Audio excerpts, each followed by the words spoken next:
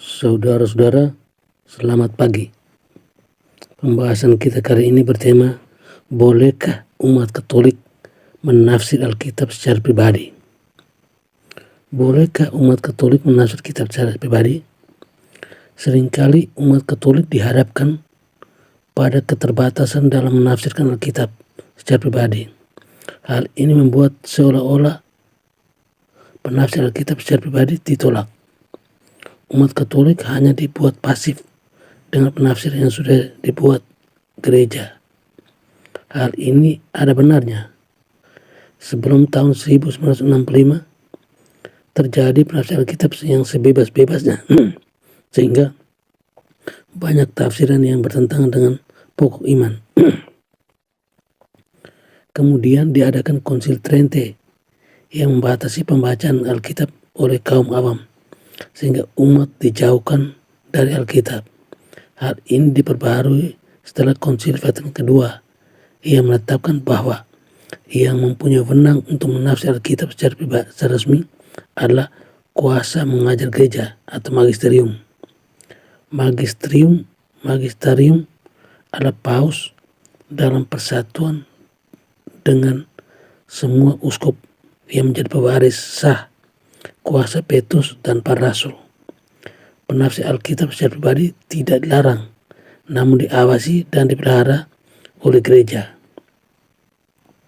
Dalam hal ini, tafsiran yang bertentangan dengan kebenaran-kebenaran iman yang dipercayai gereja dapat ditolak oleh penilaian magisterium.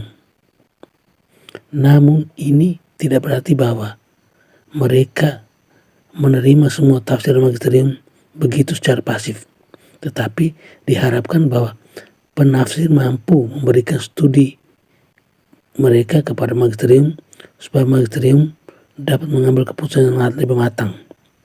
Mengapa menafsir kitab seolah-olah menjadi kesulitan tersendiri?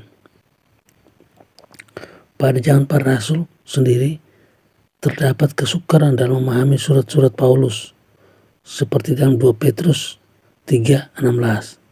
Dalam surat-suratnya Paulus itu ada hal-hal yang sukar dipahami sehingga orang-orang yang tidak memahaminya dan yang tidak teguh imannya dapat memutarbalikannya menjadi kebinasaan mereka sendiri, sama seperti yang juga mereka buat dengan tulisan-tulisan yang lain.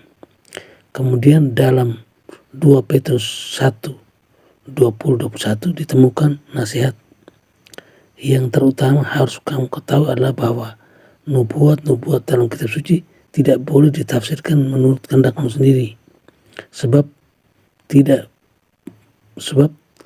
pernah nubuat dihasilkan oleh kehendak manusia, tetapi oleh dorong Roh Kudus. Orang-orang berbicara atas nama Allah.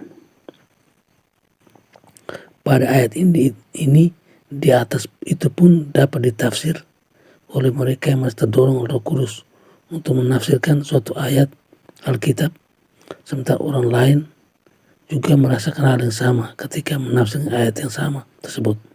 Padahal kedua tafsiran tersebut berbeda satu sama lain. Dalam menafsir Alkitab diperlukan suatu kebijakan dan studi yang lebih dalam. Hal ini berkaitan dengan perbedaan zaman saat penulisan Alkitab dengan relevansi zaman sekarang. Kapan kita bisa mengatakan bahwa suatu perintah Yesus 2000 tahun yang silam hanya berlaku untuk para rasulnya, dan itu juga berlaku untuk semua pengikut-pengikutnya di segala tempat dan zaman? Kapan kita bisa mengatakan suatu ayat Alkitab mengandung arti simbolis atau arti harfiah? Maka dari itu dibutuhkan magisterium untuk menghindari bias dari banyaknya penafsiran yang ada. Iya, oke, sekian dan terima kasih.